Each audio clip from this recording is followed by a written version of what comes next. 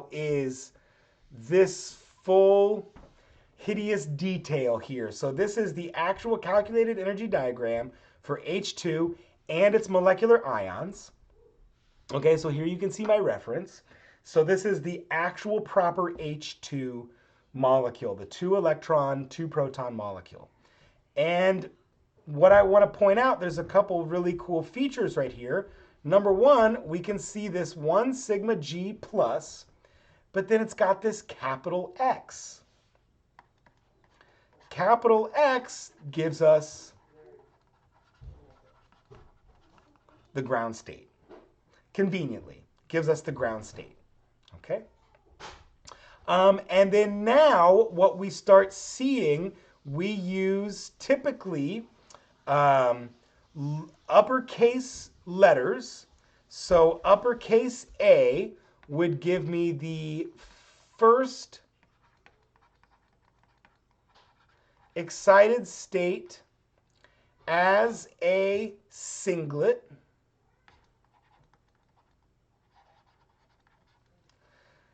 And then it would be a B, and then a C, and a D. And interestingly on here, what I still can't figure out about this particular person's diagram is they don't have that capital A state. Right here they've got the first, they've got B, the B state there, but they're missing that A state, which has been driving me crazy. But all the same, we would then use a lowercase a to describe the first excited state as a triplet. And so you can see that one right here. So there is the A triplet sigma G plus. Okay? And so you can see it's right here. It's this bound state. Well, so now let's go back to this ground state, right? The X singlet G plus. Okay? So what's kind of cool, what you can see then is, it's right around the 1 Bohr, which is about an angstrom or so.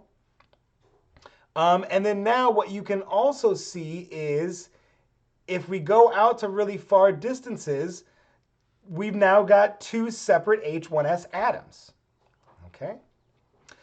So what's also cool is now when we look at the repulsive state here created by the triplet sigma U plus, right, you can see that that is repulsive. There's no bound state, so that's describing an anti-bonding state.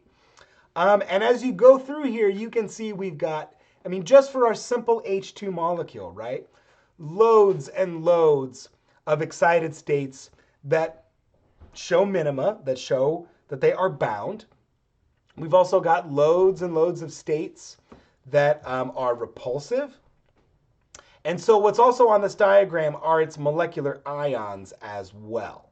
Okay? So that's kind of what we're seeing way up here and using slightly different term symbols that we're not going to worry about too much. So the next one that I wanted to show off is nitrogen and all of its hideous complications. So way down here, so I've zoomed in on it. So way down here is N2 and all of its various excited states. So you can see and here I've zoomed in. So here you can see the X, right, singlet G plus, right? That's the ground state. It's also showing you all of these upper levels correspond to N2 minus, okay? And now what you can also see on these levels right here are the vibrational levels, right? Just like we in our harmonic oscillator model, right? We've got this harmonic well, this potential energy well. And within it, right, there's nu equals 0, the ground state. Nu equals 1, nu equals 2, nu equals 3, etc. So this is what we call the vibronic structure.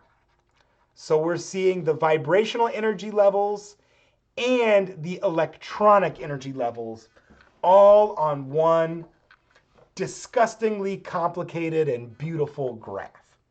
So here you can see they've properly indicated the first term. And oh, this person used a capital. So let's see here. I have to think about these terms here now, the capitals. So on here, this person used a capital A to describe the first triplet state. And then they used a capital B, and then they used a lowercase a to describe the first singlet state. So I'm going to have to work out why they are backwards here. So I'm going to draw arrows here.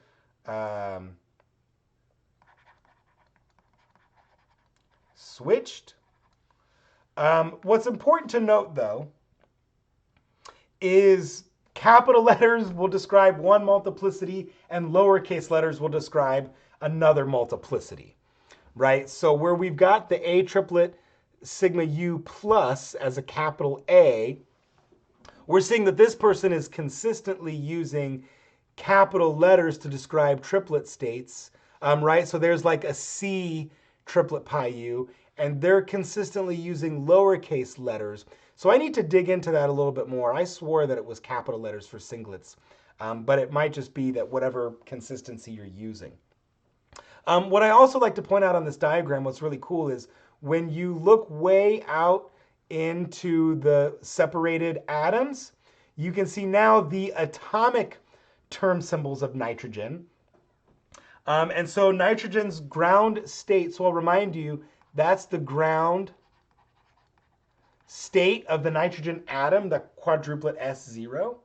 So, but what's also cool when you look at these fragments, you can tell now that this, doublet P0, doublet D0, triplet P, those are excited states of the atoms. And that makes good sense, right? Because when they're fragmenting, there is now excess energy in these fragments, and that excess energy has to be absorbed somewhere so that the excess energy from the molecular excited states ends up resulting in atomic excited states, which is also kind of cool to see that all manifested on the same diagram.